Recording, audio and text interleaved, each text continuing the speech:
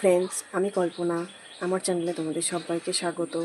আমার এটা একটা বেঙ্গলি ভ্লগ চ্যানেল। আমার দক্ষিণ চব্বিশ পরগনার বারুইপুরে বাড়ি। আমার একটা ছোট্ট সংসার, দুটো বাচ্চা এবং হাজব্যান্ড, 4 জন নিয়ে আমাদের সংসার।